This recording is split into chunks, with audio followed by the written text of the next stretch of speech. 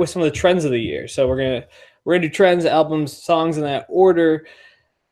Maybe the trend that was most intriguing about this year, something that has seemed to be falling off in the last couple of years and then made a triumphant return. The Billboard Top 100, Dave. So why did the Billboard 100 make such a big comeback this year? Yeah, the Hot 100. Hot 100, right? Yeah, well, the Billboard chart had, and there's a lot of Billboard charts. The Billboard 200 is the album chart, Hot 100 for songs. Those are the two ones that matter the most. And they got a lot more attention recently because Billboard finally updated the way they track a song. It used to be solely a radio play chart, and then it added, like iTunes purchases. But now it covers streams, whether that's Spotify or even YouTube. And that includes the free streaming. And then they started tracking SoundCloud streams. So as the music consumption apparatus evolved, the chart finally caught up. And lo and behold, the songs that chart the highest are different than the songs that used to chart really high, because in the type of genre that is most popular has changed. As Nielsen officially confirmed what we already knew, rap is more popular than rock now. Way more popular. And that's reflected on the chart all the time. I mean, we kind of saw this coming last year with Black Beatles. Was Vibration Tremor was a number one hit. Then quickly, Bad and Bougie at the start of the year hit number one. Yeah. And then Bodak Yellow, of course. But then even songs that Post Malone's Rockstar with 21 hit number one. And then even songs that didn't quite get there, like EXO Tour Life or fucking Lil Pump's Gucci Gang. Like rap songs just take off and they can really stick around because, if the fans are just fucking smashing that stream button, it's going to stay up there. And it's pretty fascinating that the chart actually matters. Like people are actually talking about it more, just, seeing what happens on it. So it's a interesting thing to change. They did say that they're going to start weighing paid streaming more than free streaming in the future. So we'll see how that ends out. But that probably would skew towards older people because, older people are more likely to actually pay for streaming. So that'll be interesting. We'll see how that actually impacts anything. But yeah, it's interesting to see the chart finally matter again. Yeah, and I think, talking about how the streaming plays into this, a playlist like Rap Caviar on Spotify, which highlights the best and the hottest songs in the country and has like 1 million subscribers at this point. Yeah, right. It's the most influential streaming playlist ever, really first of its kind, and it's curated.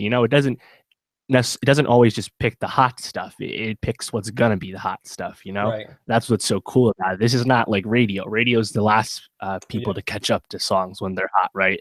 But Rap Caviar is at the forefront. Like, what's number one at Rap Caviar right now? Time recording. It's A$AP Ferg's Plain Jane remix with Nicki Minaj, which is fucking awesome. That song came out like 3 days ago. Right. But it's a song of the moment right now, so it's going to be up there. And because so many eyeballs are on Rap Caviar, if your song is deemed interesting enough, good enough, hot enough, whatever it is, to crack that playlist, and of course you need to be a somewhat well-known artist, at least on the internet, to even have that chance. But that playlist can really catapult your streams and get you onto the chart, and that formula has helped basically every rap song that was successful, besides people from songs from major stars. So I mean, really interesting to see the influence of something that's so simple and so overlooked by people that aren't paying attention. Yeah, streaming services are obviously in the TV and the movie realm, they have a huge influence. But for music, it's been interesting to see the impact that they've had, like artists choosing to be on some streaming platforms and not on others, or choosing to release their music on more popular platforms afterwards. It's really interesting, especially moving forward, to see how streaming services are going to have an impact on culture and the amount of plays that certain songs get, the amount of popularity that some artists get. Speaking of like popularity, I've seen a lot of articles talking about the death of poptimism. I don't know if I believe it, But Katy Perry dropped a dud this year, and so did Taylor Right. Swift. Two people that are at the center of poptimism and just dropping quality, pop hits that deserve to be talked about and dissected. Made two pretty shitty albums this year, and spoiler alert: Reputation is not going to be on either one of our Hell fucking no. lists. uh, yeah. So the death of optimism, I don't think is as black and white as some people like to talk about it. If you're looking to read about it, look for stuff by John Carmanica from the New York Times. He's an excellent music writer, and he's talked about it a lot over the years. He's been in the game a long time. But so I mean, death of optimism. I don't know if we can totally declaratively say that, because just last year, 2016, poptimism was in full force. Mm-hmm. Chance the Rapper, Beyonce, Solange, and Frank Ocean. Those 4 albums were universally lauded, and it was like consensus they're the best albums, so we'll cheer louder because of it. Basic optimism. But that was okay, because those were the best records. It wasn't we weren't building up anything that didn't deserve it just because the person was really famous or had label support or anything. This year, all the artists that could have fit that mold released bad albums or mediocre efforts. You just mentioned Katy Perry and Taylor Swift, of course. They're the most obvious examples, but also someone like Miley Cyrus. Even the Kesha record didn't set the world on fire as an album. And I think talk about poptimism. The new rules are changing in terms of what being a pop star. I think we mentioned Rap Caviar, the rise of SoundCloud rap, the internet in general, the streaming age. It's easier than ever to be a pop star. The definition of a pop star is broad. Pop as a genre is more of a format than an actual genre of music. The top 40 chart, the Billboard chart, is more the genre than the actual pop music. But because of this situation, it's hard to stand out, in terms of like being truly ubiquitous the way someone like Katy Perry. Like Katy Perry's whole artistry was just being ubiquitous because she dropped fucking smash after smash. Right. And this year, when she didn't drop any smashes because her album was bad and so were the songs, what is Katy Perry, Mm-hmm.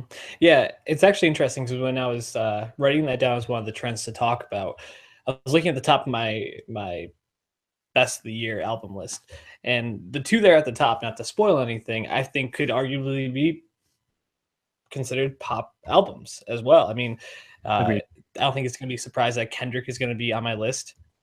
That he is a pop star at this point. I mean, as much as he is a rap god, he's a big enough artist at this point where he fits the poptimism. Right. Same with Lord, who's also going to be on my list. Yeah. So, and that's the thing. Pop stars, the biggest pop stars don't make traditional pop music. Again, the rise of rap is a big part of that. Like the rock star definition is being fulfilled by people that aren't actually making rock music. It's the same thing.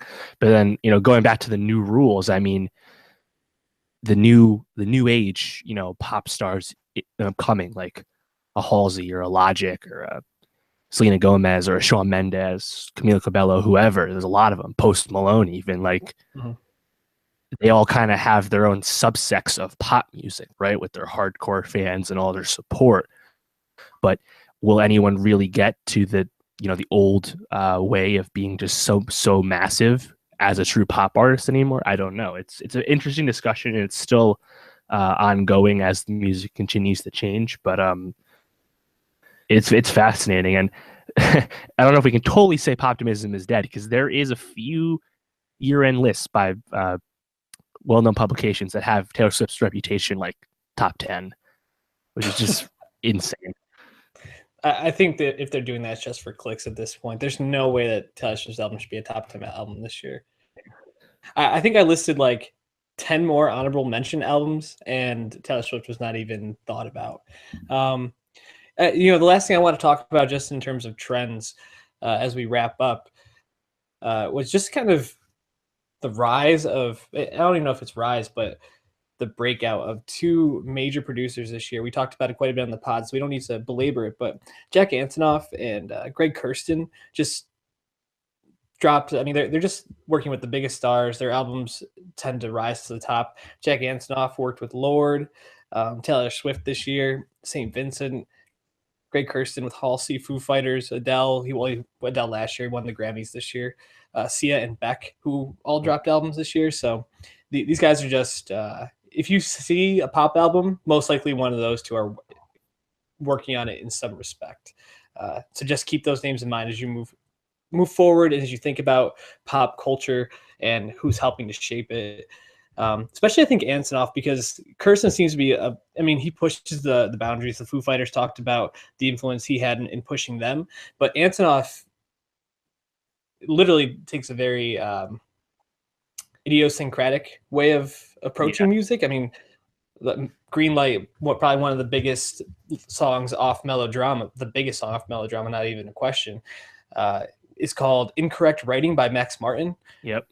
That's totally. Go ahead. I was just going to bring up Max Martin because Jack Antonoff actually produces in a way that's kind of the opposite of Max Martin and like Dr. Luke, the old way of producing. Right. I mean, traditional pop producers, the sound, you can look across all the whole landscape the past year or two. The production is very similar. It's very safe. Yep. But someone like Antonoff actually is taking a risk and actually making his own own influence on it. You can find his influence everywhere, as you just said. So shout out those two guys actually trying to curate, do something different.